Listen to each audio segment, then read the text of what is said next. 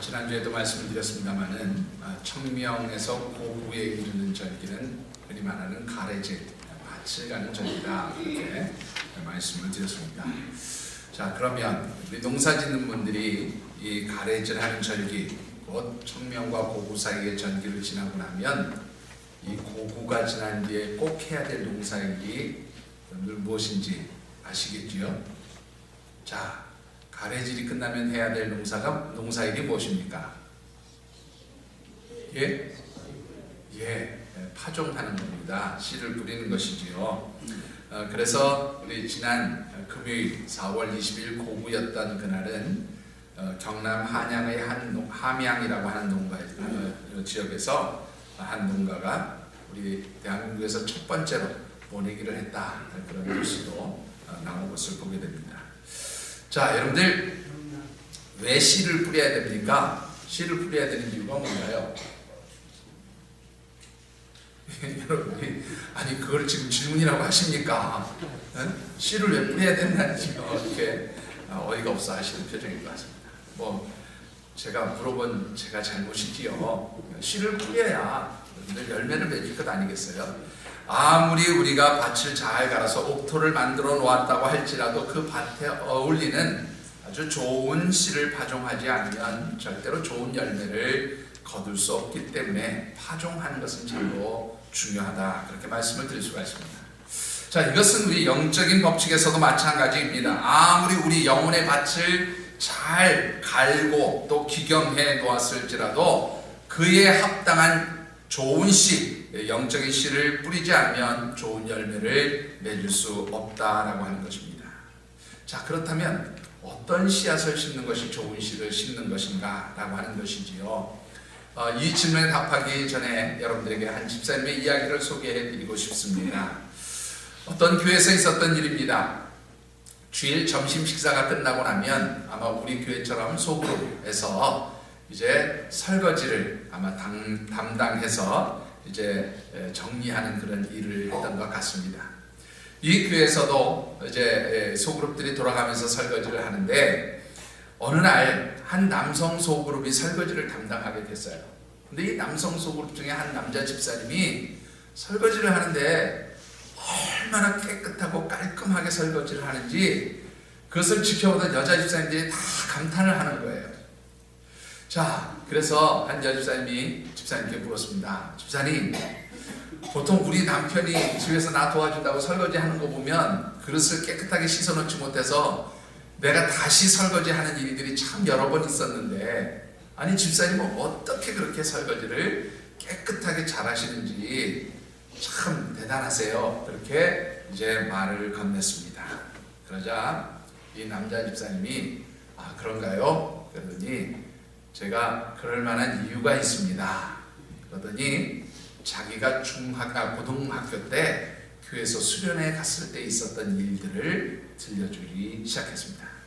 자, 어떤 내용의 일이었는가 하면 고등부 수련회를 가서 한참 수련회를 하는 중에 프로그램을 하다가 어떻게 식당 근방을 가게 되었다고 그래요.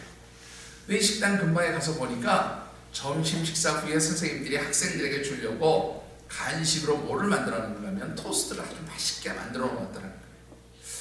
아무도 보는 사람도 없고 그 토스트는 아주 맛있게 보이는데 그 토스트를 하나를 꼭 먹고 싶더라는 거예요. 그런데 가만히 보니까 토스트 개수가 학생 숫자하고 똑같이 맞게 돼 있더라는 겁니다. 그러니까 누가 저걸 먹으면 토스트를 누가 먹었다 하는 것이 금방 이제 발각이 될 것 같아서 저걸 참 먹고 싶은데 어떻게 할까 고민하다 보니까 토스트와 토스트 사이에 여러분들 보통 이렇게 달걀을 프라이에서 집어넣잖아요. 그 달걀이라도 먹어야 되겠다는 생각이 들더라고요. 그래서 토스트 하나를 살짝 데쳐서 그래서 달걀을 쏙 빼서 먹었습니다. 다시 그 빵 두 개만 이렇게 겹쳐놨는데 밖에서 보니까 달걀이 빠졌는지 안 빠졌는지 티도 안 나더라는 거예요. 그래서 이제 됐다. 그리고는 이제 가서 프로그램을 진행을 했어요.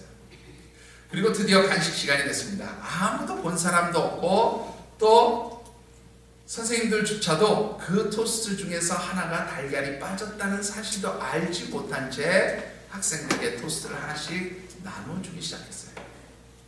자, 그런데 이 선생님들이 토스트를 하나씩 2씩 차례대로 나눠주는데 이 집사님 앞에 딱 왔을 때 정확하게 자기가 빼먹은 달걀 빠진 토스트가 자기 앞에 딱 놓여지더라는 겁니다.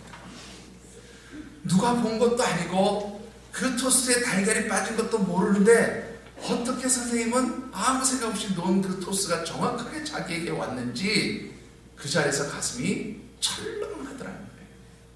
그러면서 깨달음이 있었다는 겁니다. 비록 자기가 고등학생이었지만 그때 깨달음이 평생의 교훈이 되었다는 말이에요. 한 말이 뭐냐면 저는 그때 깨달은 것이 바로 어떤 일의 결과는 무엇 때문에 내 행동에서 비롯된 것이다 라고 하는 것을 깨닫게 되었다, 그렇게 고백을 하더라는 겁니다.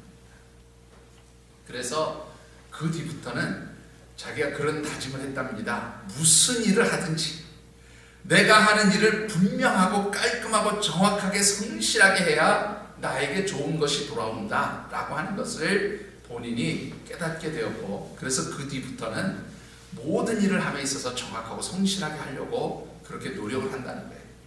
그래서 오늘 이 설거지를 이렇게 하는 것도 왜 이렇게 깨끗하게 하는가 하면, 혹시라도 이 중에 한 그릇이 깨끗하게 닦여지지 않으면 분명히 다음 주날 그 그릇에 자기가 먹을 밥이 담겨질 것이기 때문에 자기는 그 그릇을 깨끗하게 설거지를 한다, 그렇게 농담 비슷하게 자신의 간증을 고백하더라는 것입니다.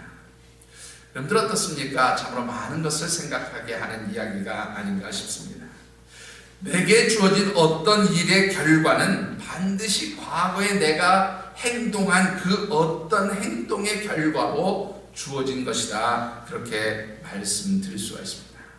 그래서 성경 갈라디아서 6장 7절의 말씀을 보면 뭐라고 말씀합니까? 스스로 속이지 말라. 하나님은 업신여김을 받지 아니하시나니 사람이 무엇으로 심든지 그대로 거두게 되리라, 그렇게 말씀을 하고 있습니다.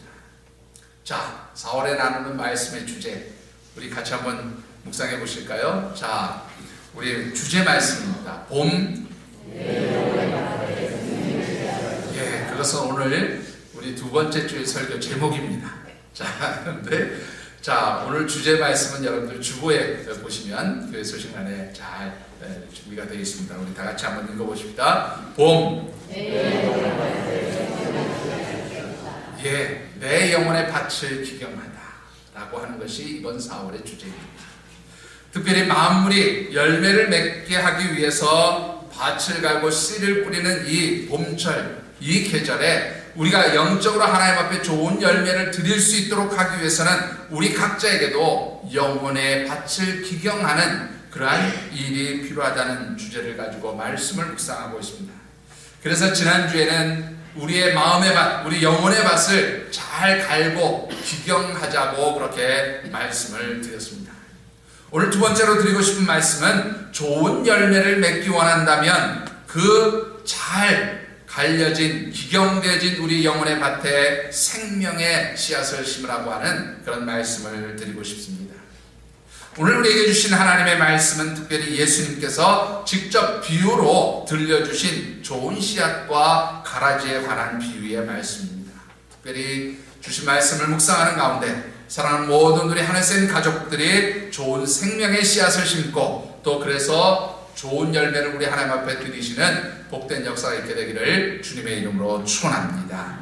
자, 그러면 오늘 주신 말씀을 통해서 우리가 먼저 묵상해 보고 싶은 것이 좋은 열매를 맺기 위해서 우리가 먼저 해야 할 일이 무엇인가라고 하는 것입니다. 결론부터 말씀을 드리면 그것은 좋은 생명의 씨앗을 우리의 심령 가운데 심으라 하는 것입니다. 본문 24절의 말씀을 같이 한번 받들어 읽겠습니다.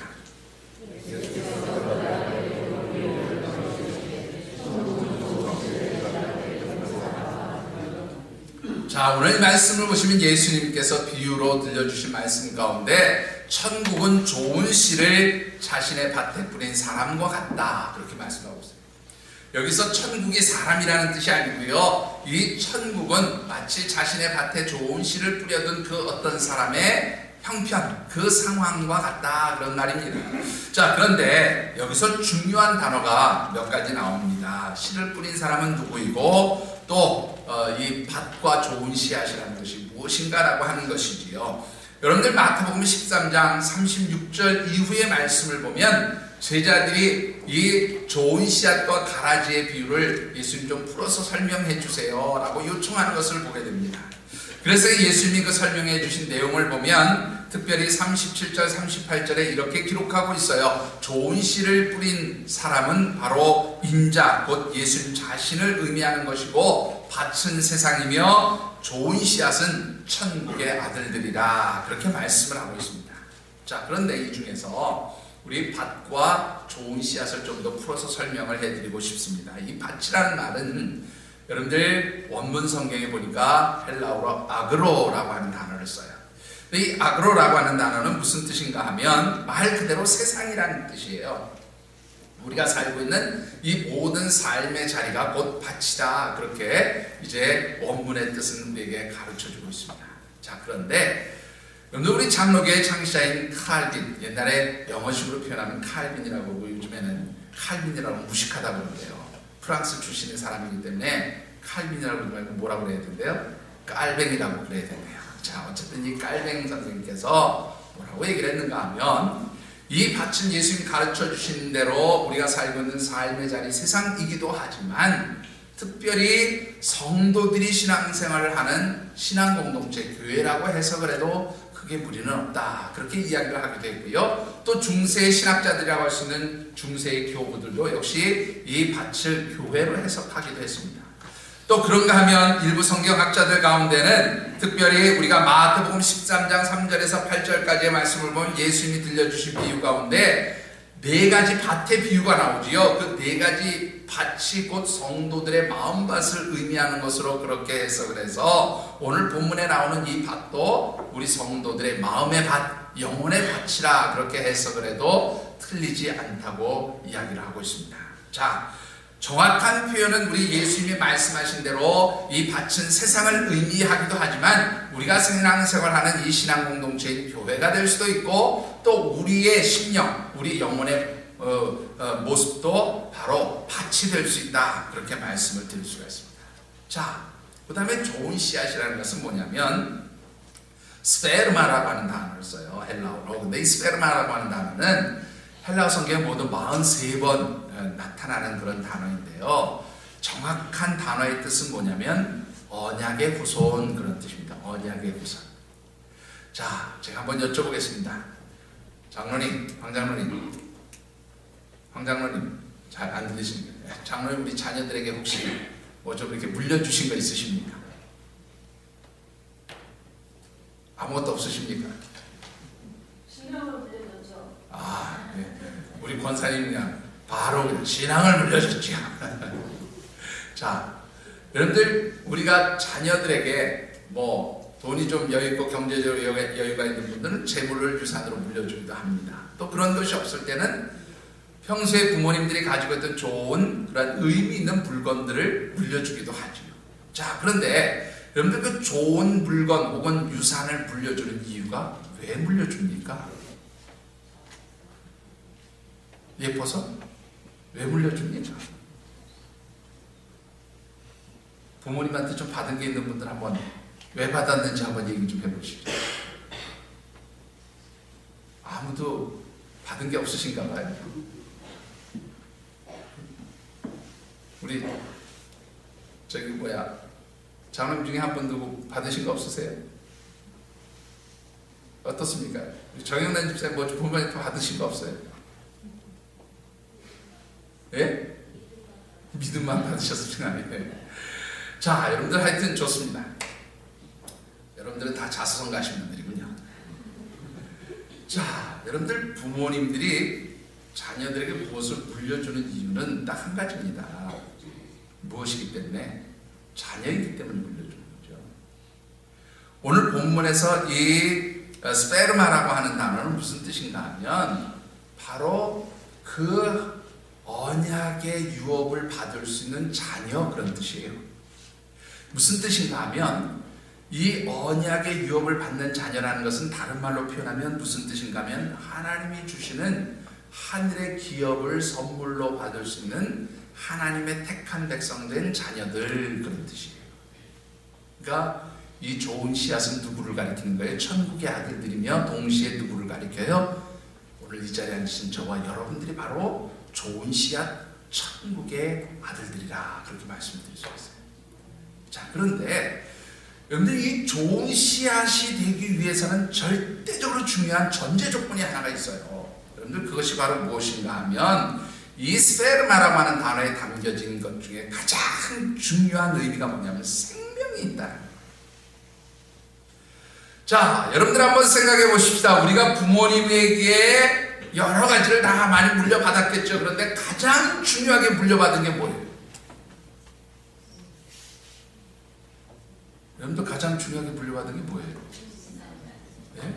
자, 이렇게 물어보면 내가 도대체 부모님께 뭘 받았나 고민하시는데, 여러분들 이 생명이 누구로부터 왔어요? 여러분들 가진 생명이, 예?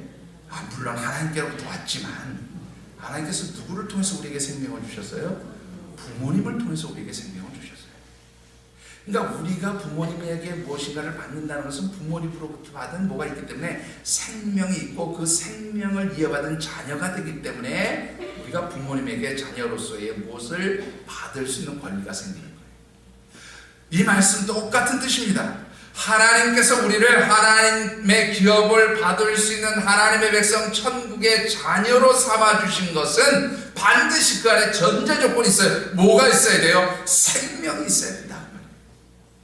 자, 그런데 여러분들, 우리 예수 믿는 사람들이 하나님의 백성, 하나님의 자녀가 되기 위해서 소유해야 할 생명이 그럼 무엇인가 라고 하는 거예요.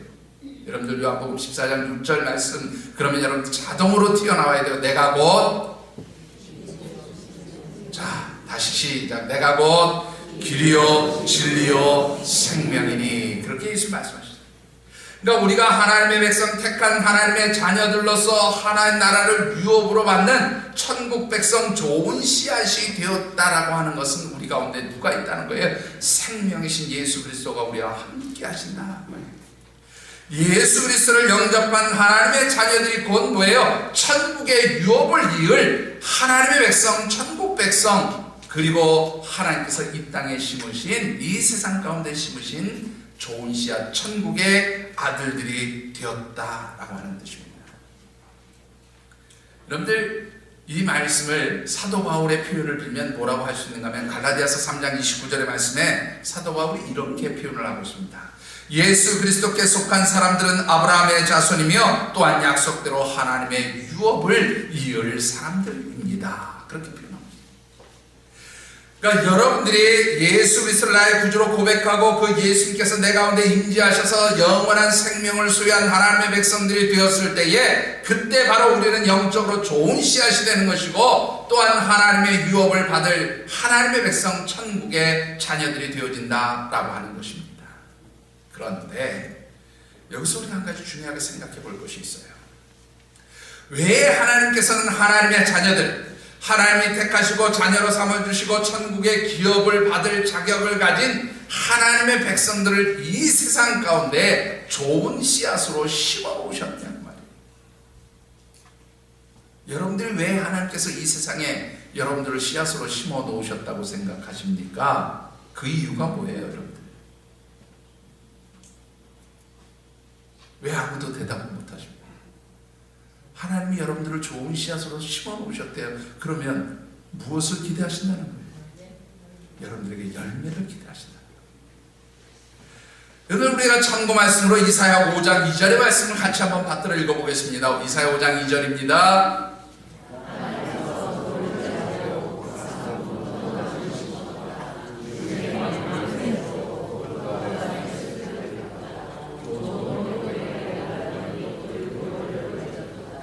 자, 이 말씀은요, 이사야 선지자가 이른바 포도원의 노래라고 하는 그러한 그 제목을 가지고 준 그런 예언의 말씀 가운데 한 부분이에요. 자, 그런데 이 말씀을 보면 하나님께서 이스라엘 백성들, 택하신 이스라엘 백성들을 무엇으로 비유하고 있는가 하면 극상품의 포도나무라, 그렇게 비유를 하고 있어요. 하나님께서 이스라엘 백성들을 극상품의 포도나무, 좋은 씨앗의 그런 나무로 이 이스라엘 백성들을 택하시고 그 다음에 가나안 땅에 심어 놓으셨어요. 그래서 그들에게 원하는 것은 뭐예요? 예? 좋은 포도를 맺기를 원하셨다. 좋은 열매 맺기를 원하셨다고 합니다. 여러분들 마찬가지입니다. 오늘 하나님께서 저와 여러분들을 왜 하나님의 백성, 하나님의 자녀로 삼으시고 이 땅에 좋은 씨앗으로 심어 놓으셨을까? 이유는 분명합니다. 하나님께서 저와 여러분들을 좋은 씨앗으로 이 땅에 심어 놓은 이유는 딱 한 가지예요. 하나님께서 좋은 열매를 저와 여러분들에게서 얻기 원하시기 때문에 바로 저와 여러분들을 이 땅에 하나님의 씨앗으로 심어 놓으셨다라고 하는 겁니다. 그런데 우리가 좋은 씨앗으로 열매를 맺기 위해서는요, 우리 가운데 없어서는 안 될 또 한 가지 중요한 것이 있음을 보게 됩니다. 여러분들 마태복음 13장 23절의 말씀 우리 같이 한번 받도록 하겠습니다. 마태복음 13장 23절입니다. 마태복음 13장 23절입니다.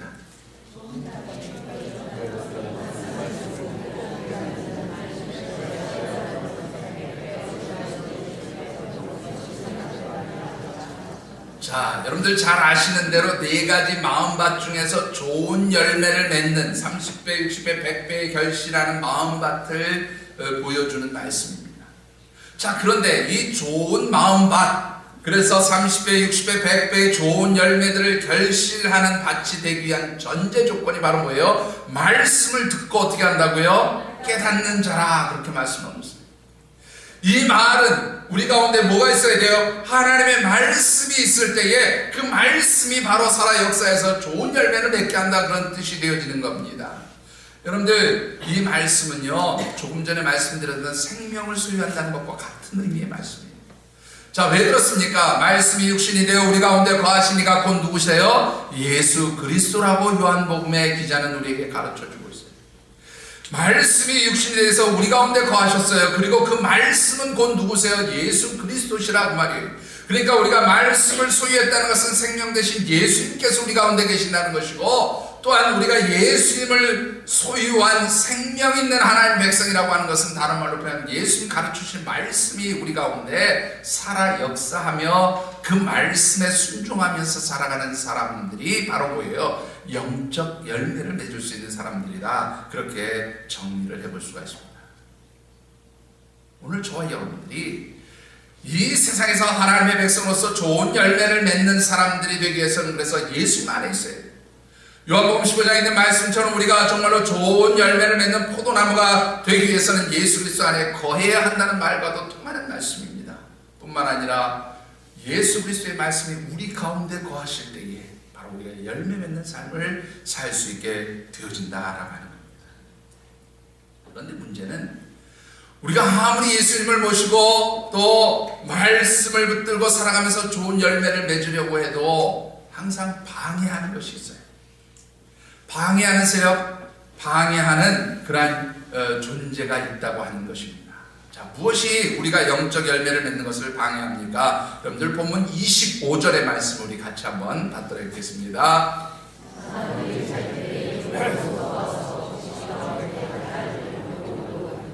자, 원수가 와서 무엇을 뿌리고 갔어요? 곡식 가운데 가라지를 뿌리고 갔다. 자, 이 가라지라고 하는 것은요, 이스라엘에서 나오는 독보리라고 하는 그런 식물이에요. 이 독보리라고 하는 식물은 어떤 식물인가 하면 보리하고 아주 흡사합니다. 똑같다고 보셔도 돼요. 그래서 처음에 싹이 나고 이렇게 줄기가 나와서 자랄 때는요, 이게 독보리인지 그냥 보리인지 잘 구별이 안 된다고 그래요. 그런데 이 독보리가 쭉 자라서요, 이제 그 이삭이죠, 열매에 해당하는 이삭이 딱 맺힐 때쯤 되면 이 독보리에도 이삭이 맺히는데, 이 독보리의 이삭에는 뭐가 있냐면 독이 들어가 있는 거예요. 그래서 이 독보리의 이삭을 먹게 되면 뭐 설사를 하거나 혹은 구토를 하거나 또 아니면 이제 배탈이 나기도 하고요, 아주 독성이 강한 독보리를 먹게 되었으면 심지어 생명을 잃는 그런 일도 생긴다고 하는 것입니다. 그래서 이 독보리는 잘 분별해서 이것을 먹을 것인가 먹지 않을 것인가를 잘 분별해야 된다는 거예요. 자, 그런데 오늘 말씀에 보면 이런 독보리들을 하나님의 백성들이 살아가는 삶의 주변에 원수가 와서 뿌려놨다. 이 원수는 예수님의 말씀대로 하면 누구예요? 사단이, 마귀가 와서 이렇게 독보리들을 뿌려놓았다. 오늘 본문의 말씀을 보면 이 독보리는 바로 악한 자들, 사단에게 속한 자들이라 그렇게 말하고 있고, 이 독보리에 해당하는 가라지를 뿌린 존재는 바로 원수, 마귀, 사단이라고 그렇게 말씀을 드릴 수가 있어요. 자, 그런데 여러분들 이 가라지, 곧 독보리는 두 가지의 특성이 있음을 보게 돼요. 자, 하나는 뭐냐면 이 독보리 가라지는 알곡들에게 도움이 됩니까? 도움이 되지 않습니까? 도움이 안 됩니다. 해를 끼치는 존재라고. 여러분들 우리 이제 봄철이 시작되었으니까 우리 교회도 농사지을철이 가까운 것 같습니다. 우리 옥상에 이렇게 집사님들이 텃밭을 만들어 보셨어요. 이 텃밭을 가꾸지 않고 그대로 놔두면 또 어떻게 됩니까? 계속 잡초들이 와서 그렇게 싹이 나고 자라게 됩니다. 아무리 거기에 좋은 그런 씨앗 열매를 심어도 이 잡초들을 뽑아주지 않으면 계속해서 어떻게 해요? 이 알곡들이 이제 약해지고 그 열매를 맺기 어렵게 되어지죠. 그러니까 이 독보리는, 이 가라지는 뭐냐면 알곡들에게 유해한 존재입니다. 유해성을 가진 존재. 또 하나 이 본문에서 말하는 이 독보리 가라지의 특성은 뭐냐면 잠복성이 드러나지 않고 숨어있다는 거예요. 여러분들 조금 전에도 말씀드렸지만 이 독보리하고 보리하고 구별이 돼야 안 돼요. 처음에 볼 땐 똑같아요. 그냥 같은 그런 보리, 같은 열매를 맺는 알곡같이 보인단 말이죠.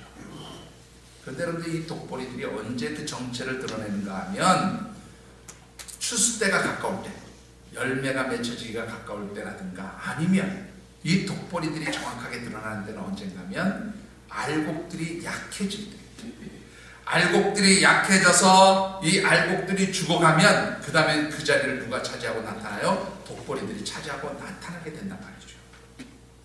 자, 오늘 그래서 이 독보리의 특성, 가라지의 특성은 뭐냐면 잠복성이 숨어 있어요. 잘 드러나지 않아요. 그런데 이 알곡들이 영적으로 약해지면, 알곡들이 이 영적으로 부족하게 되면, 어떻게 쇠약해지면 이 독보리들의 정체가 드러나기 시작한다.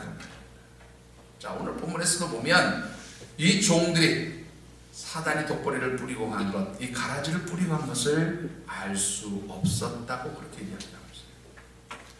자, 중요한 것은 뭐냐면 여러분들 하나님의 백성, 우리 성도들이 살아가는 그러한 삶의 자리, 하나님이 우리에게 영적인 열매를 맺고 하나님을 기쁘시게 하는 좋은 열매들을 맺도록 하기 위해서 우리를 이 세상 가운데 심어 놓으시고 이 세상에서 하나님의 백성들이 열매 맺는 삶을 살기를 원하시는데, 사단은 어떻게 합니까? 그 열매 맺는 삶을 방해하기 위해서 우리의 삶의 주변이나 혹은 우리의 영적 상태, 우리의 심령의 밭에 많은 가라지들, 독보리들을 뿌려놓고 있다라고 하는 것이에요. 문제는 이 독보리들이 평상시에는 잘 드러나지 않아요. 그런데 하나님의 백성들이 영적으로 약해지거나 하나님의 백성들이 영적으로 잠이 들게 되면 바로 이 독보리들이 자라나서 여러분들을 공격하고 여러분들을 넘어뜨린다고 하는 것입니다. 문제는 우리가 살고 있는 이 삶의 자리에서 가라지라는 것이 어떤 것이냐라는 겁니다. 여러분들, 예수님은 이 가라지가 사단에게 속한 악의 아들들, 죄악의 아들들, 악한 사람들, 악한 자들이라고 그렇게 이야기를 하는데요. 이 말씀의 의미를 좀 더 확장해서 생각해 볼 필요가 있어요. 우리의 삶에 있어서 가라지는 어떤 것이 가라지인가 하면 온전한 영적 생활을 방해하는 모든 것이 다 뭐예요? 사실은 가라지에 해당한다, 그렇게 말씀을 드릴 수가 있어요. 만약에 여러분들이 물질 때문에 하나님과 바른 신앙의 관계를 맺지 못하면 이것은 물질이 우리에게 뭐가 되는 거예요? 가라지가 되고 독보리가 된다고 합니다. 혹시 여러분들이 신앙생활하는 데 있어서 가까운 친지나 혹은 여러분들의 직장 상사나 혹은 여러분들의 무슨 인간관계를 맺고 있는 사람들이 여러분의 신앙생활을 방해하게 된다면 그것이야말로 가라지가 되고 독보리가 되어진다. 그런가 하면 이 세상 속에서 하나님의 백성들이 영적으로 하나님의 백성답게 영적인 열매를 맺고 좋은 열매를 맺고 살아가려고 하는데 그렇게 하지 못하도록 우리를 유혹하고 넘어뜨리고 공격하는 이 세상의 모든 세속적인 문화나 또 혹은 삶의 방식들이 때로는 우리에게 가라지 독보리가 될 수 있다고 하는 사실입니다. 여러분들, 오늘 저와 여러분들의 삶의 자리를 한번 살펴보시기 바랍니다. 저와 여러분들이 하나님 앞에 신앙생활을 할 때에 바른 신앙생활을 하지 못하도록 만드는 요소들이 존재하고 있느냐, 이것을 한번 살펴보십시오. 여러분들이 무엇 때문인가 바른 신앙생활을 하지 못하는 걸림돌이 존재한다면 그것이 바로 여러분들에게 있어서 뭐예요? 가라지가 되는 것이고 독보리가 되는 것이고, 그것이 바로 하나님과 나의 관계를 깨뜨리는 것이라고 하는 것을 여러분들이 잊지 않게 되기를 주의 이름으로 축원합니다.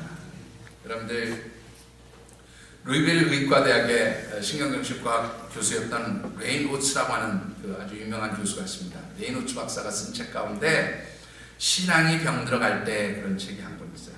우리나라의 그 기독교 상담심리의 최고 권위자라고 했습니다. 정태기 박사께서 이 책을 번역해 놓았습니다. 똑같은 제목, 신앙이 병들어갈 때, 이런 제목으로 번역을 해 놨어요. 근데 이 신앙이 병들어갈 때 나타나는 7가지의 영적 상태, 삶의 모습을 여기 아주 잘 설명해 놓고 있는데요. 이것은 다른 말로 표현하면 바로 뭐예요? 우리가 영적으로 쇠약해져서 바로 뭐예요? 이 영적 가라지에 해당하는 이런 가라지들의 영향을 받고 영적으로 점점 쇠퇴해져가는 상태다, 그렇게 말씀을 드려도 잘못된 표현이 아닙니다. 자, 그러면 이 사단이 뿌려놓은 영적 가라지에 의해서 지배를 받고 영향을 받은 상태, 어떤 상태입니까? 첫 번째는요, 삶에서 평안과 기쁨이 사라진다는 거예요.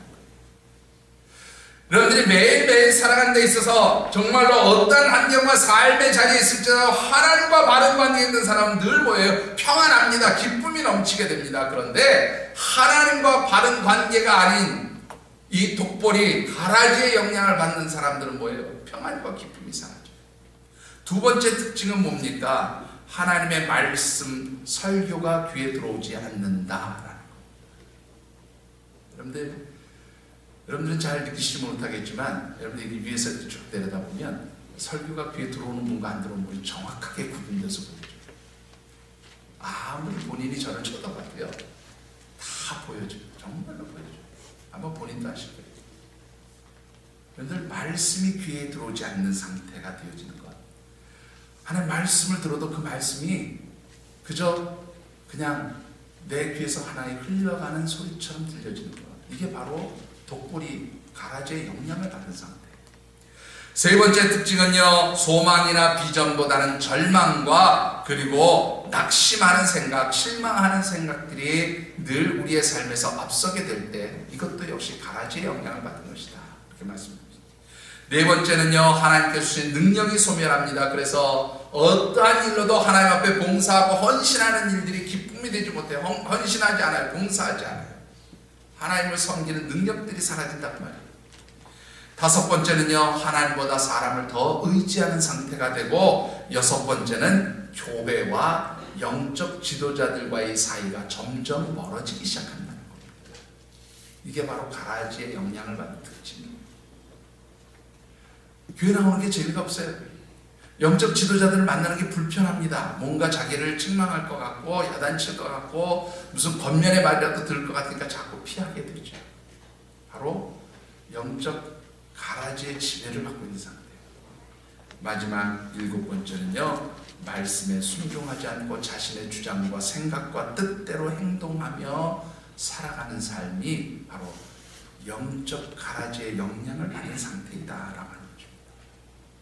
사랑하는 성도들, 오늘 저와 여러분들의 심령 가운데 또 오늘 우리의 삶의 자리에 정말로 하나님의 말씀이 살아 역사하고 그 하나님의 말씀 안에서 우리 가운데 임재하시는 예수 그리스도와 동행하는 그러한 삶을 살고 계십니까? 아니면 정말로 여러분들이 이 세상에 있는 많은 것들에 의해서 지배를 받고 이 세상적인 것들 때문에 내가 하나님과 바른 관계를 맺지 못하고 또한 이 세상 때문에 하나님과 영적으로 온전한 관계가 깨어지는 상태에 있습니다. 만일 세상적인 그 어떤 것 때문에 하나님과의 관계가 깨어지고 파괴된다면 이미 나는 뭐예요? 가라지에서 지배되어지고 있는 상태다라고 하는 것입니다. 오늘 저와 여러분들이 정말로 하나님의 말씀 안에서 우리 주님의 임재하신 가운데 주님과 교통함으로 인하여 좋은 열매를 맺는 그런 믿음의 성도들이 되어주시기를 주의 이름으로 축원합니다. 자, 우리가 좋은 열매를 맺기 위해서는 영적으로 꼭 유지해야 할 태도, 자세들이 있어요. 본문에 보면 세 가지를 말씀하고 있는데요. 여러분들 첫 번째는 뭐냐면 우리 가운데 가라지가 항상 존재하고 있다는 것을 인정하라는 거예요. 26절의 말씀 한번 보시기 바랍니다. 26절 우리 같이 받들어 읽겠습니다. 자, 여러분들 여기 보시면 싹이 나고 결실할 때도 이미 뭐예요? 가라지가 있었어요. 그런데 이 얘기는 뭐냐면 싹이 날 때도 가라지가 있었고 결실할 때도 가라지가 있었는데 그걸 모르고 있었던 거죠. 이 얘기는 뭐냐면 이 사단이 뿌려놓는 가라지와 같은 우리를 넘어뜨리고 공격하는 모든 세상의 악한 것들이 항상 누구에게 있어요? 우리 주변에 존재하고 있다는 거예요. 그런가 하면 우리의 심령 가운데도 이러한 사단이 뿌려놓은 악한 것들이 존재하고 있어요. 그것을 우리가 다른 말로 표현하면 죄의 속성이에요. 우리가 가지고 있는 죄의 성품이 바로 늘 존재하고 있다라고 하는 겁니다.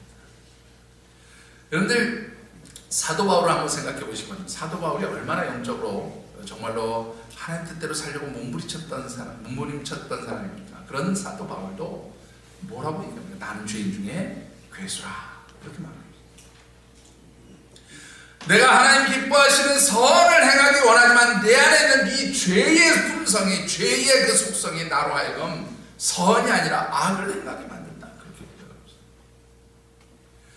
그런데 우리가 늘 이 사단의 공격 앞에서 죄의 품성들이 언제든지 솟아나올 수 있다는 것을 인정하셔야 돼요. 나에게 그런 연약함들이 있다는 걸 인정하셔야 돼요. 내가 죄로부터 나는 절대로 죄 짓지 않는다 이렇게 얘기하는 사람은 반드시 죄에 의해서 넘어지게 되어 있습니다. 내가 죄를 이길 수 없다고 나는 죄에 의해서 연약한 존재라고 하는 것을 고백하면서 내 주변에는 항상 나를 넘어뜨리는 이 죄의 속성들이 존재하고 있다는 것을 고백하고 하나님 도우심을 구할 때 바로 뭐예요? 우리가 이 죄악을 우리를 넘어뜨리려고 하는 사단의 가라지들을 이겨낼 수 있다는 겁니다. 두 번째로 우리가 인정해야 될 것은 뭐냐면 이 사단이 와서 죄악의 속성들 이 가라지들을 뿌리지 않도록 어떻게 해요? 깨어있어야 한다는 거예요. 여러분들 한번 잘 생각해 보십시오. 오늘 25절의 말씀을 보면 사람들이 잠잘 때 와서 뭐예요? 이 사단이 가라지를 뿌리고 갔어요. 잠들었다고 하는 것은 영적인 민감성을 잃었다는 것입니다. 습관적인 신앙생활을 하는 상태를 의미하고 있습니다. 여러분들이 주일에 대해서 교회에 나옵니다. 와서 예배도 드립니다. 말씀도 듣습니다. 그러나 예배를 드리지만 감격도 기쁨도 없습니다. 말씀을 듣지만 말씀에 대한 갈급함도 없습니다. 그래서 역시 모두 사라집니까? 기도하는 것도 사라져요. 이게 바로 영적 민감성을 잃은 영적으로 잠든 상태가 되죠. 이런 상태가 되면 사단은 끊임없이 여러분들 주변에 뭐를 뿌려놔요? 하나님의 백성으로 살지 못하도록 가라지들을 뿌려놓고 있다고, 감정을 파놓고 있다고. 여러분들 이런 사단의 함정, 사단의 가라지들이 우리의 삶을 침범하지 못하기 위해서는 여러분들이 영적으로 깨어있어요. 영적으로 깨어있을 때 여러분들 이 사단의 가라지들이 우리를 틈타지 못하게 되어진다라고 하는 것입니다. 마지막으로 세 번째는요, 이 사단의 가라지들과 영적 싸움에서 이겨내야 된다. 오늘 본문에 보면 추수 때까지 이 가라지를 뽑지 못하게 그냥 두신 것을 보게 됩니다. 여러분들 아니 그 뽑아서 다 정리해 버려야지 왜 그냥 두시나 그렇게 생각할 수 있지요. 그런데 여러분들 한번 생각해 봅시다. 이 가라지의 씨앗이 좋은 씨앗이 심겨질 때 같이 심겨져서 아마 그 뿌리에 이미 좋은 씨앗과 가라지의 그 뿌리들이 얽혀 있을 거예요. 그러니까 이 좋은 씨앗들은요 가라지를 뽑아낼 때 같이 뽑아내야 될 가능성이 있기 때문에 뽑지 말라고 말씀하셨다는 겁니다. 자, 여러분들 이 말씀을 우리가 어떤 영적 의미로 해석을 해야 될까요? 여러분들 결국 하나님께서 악한 것과 선한 하나님의 백성들을 구분하는 것은 마지막 심판의 때 그렇게 하신다는 거예요. 문제는 심판의 때에 하나님이 악한 사람들과 하나님의 자녀들을 구분하실 때에 여러분들이 그 악한 자들에게 지지 않고 영적 싸움에서 승리할 때만 하나님의 백성으로서의 자격을 갖춘 것이고, 이 영적 싸움에서 승리할 때만 무엇을 맺을 수 있다는 거예요? 영적 열매를 맺을 수 있다는 것을 전제하고 있다는 사실입니다. 그래서 여러분들이 살아가는 이 삶의 자리는 늘 영적 싸움의 현장인 거예요. 영적 전쟁 현장인 겁니다. 그래서 어떻게 해요? 우리가 이 세상에 나를 하나님의 백성답게 살지 못하게 만드는 것들, 나로 하여금 좋은 열매를 맺지 못하게 만드는 사단의 가라지들과 항상 어떻게 해요? 영적 투쟁을 벌이며 살고 있다는 겁니다. 여러분들이 다 인정하실 거예요. 끊임없이 나를 유혹하는 사단의 생각들과 내가 얼마나 갈등하면서 살아가는지 여러분들 스스로 잘 아실 겁니다. 그 영적 싸움에서 여러분들이 이겨내셔야 돼요.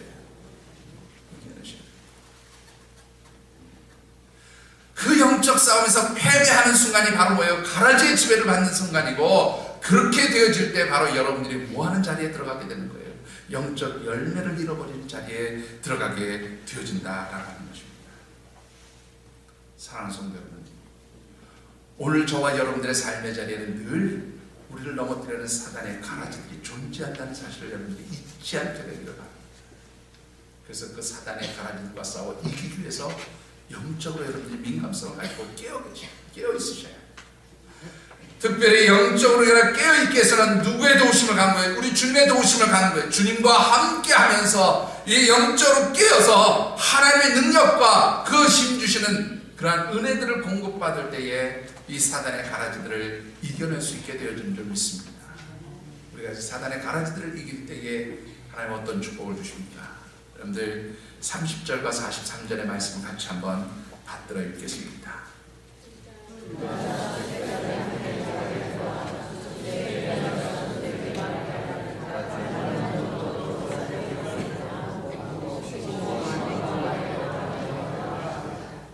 자, 여러분들 보시면 결국 이 가라지에 해당하는 악한 자들은 하나님 영원한 풀무불에 던지게 하실 것을 말씀하고 있어요.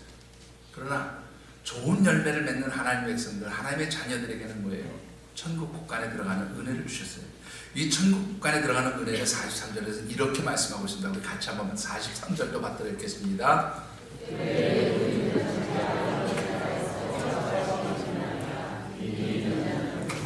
여러분들의 삶이 천국에서 해와 같이 빛나는 그런 축복의 삶을 살게 된다고 약속해 주셨습니다. 사랑하는 성도 여러분, 오늘 저와 여러분들이 좋은 씨앗을 심는다는 것은 영적으로 늘 끼어서 말씀을 붙들고 살아가는 거예요. 우리 주님과 함께 동행하면서 살아가는 거예요. 그리할 때 우리를 넘어뜨리고 쓰러뜨리고 영적 열매를 맺지 못하게 하는 모든 사단의 가라지를 이겨내고 좋은 열매를 맺는 하나님 백성으로 살 수 있게 되어질 줄 믿습니다. 그리할 때에 하나님 여러분들을 하나님 나라 천국에서 해같이 빛나게 하실 줄 믿습니다. 고든 맥도날드 목사님의 이야기로 말씀을 맺고 싶습니다. 교회를 포함해서 어떤 단체이든지 네 가지 유형의 사람들이 있다고 그래요. 첫 번째는 어떤 사람인가 하면 VIP입니다. 잘 아시는 Very Important Person 혹은 People이라고 그렇게 생각하시면 되는데, 이 고든 맥도날드 목사님 말하는 VIP는 어떤 사람들인가 하면 어떤 단체나 신앙 공동체 안에서 핵심적으로 헌신하면서 열매 맺는 사람들을 하나님 VIP로 여기신다는 거예요. 최고 소중한 사람들 여기신다. 두 번째는요, VTP가 있습니다. VTP는 뭐냐면 Very Teachable Person입니다. 혹은 Very Teachable People이라고 얘기해요. 배우려고 하는 사람. 지금 현재는 핵심적인 자리에서 하나님 나라 의를 위해서 헌신하고 수고하는 일은 없지만, 열매 맺는 일은 없지만 열심히 배워서 앞으로 그 일을 감당하려고 그렇게 배워가는 사람들을 VTP, Very Touchable People 혹은 Person이라고 그렇게 표현합니다. 참고로 이분들은 어떤 분들입니까? 열심히 훈련받아서 다음 하나님 나라를 준비해가는 사람이라고 말씀드릴 수 있겠죠. 세 번째 사람은 VNP입니다. Very nice people이에요. 혹은 very nice person입니다. 여러분들 이 VNP는 어떤 사람이냐면 말 그대로 좋은 사람이에요. 근데 좋은 사람은 어떤 사람이냐면 이 고든 맥도날드 목사님이 뭐라 그랬냐면 그 단체나 신앙 공동체 안에서 문제도 일으키지 않지만 뭐도 하지 않는 사람이에요. 적극적인 참여나 헌신도 하지 않는 사람이에요. 그냥 왔다 갔다 하는 사람입니다. 그래서 사람들에게는 늘 그저 좋은 사람처럼 보이지만 하나님 기뻐하시지 않는 사람입니다. 특히 여러분들 이 VMT가 되면 뭐예요?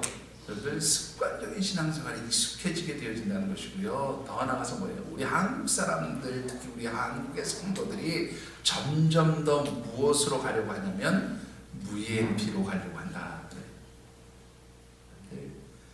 습관적인 신앙생활로 그저 왔다 갔다 하는 것이 하나님 앞에 좋은 신앙생활을 하는 것 아니라는 사실을 여러분들이 잊지 않게 되기를 바랍니다. 마지막으로 하나가 더 있어요. VDP입니다. VDP.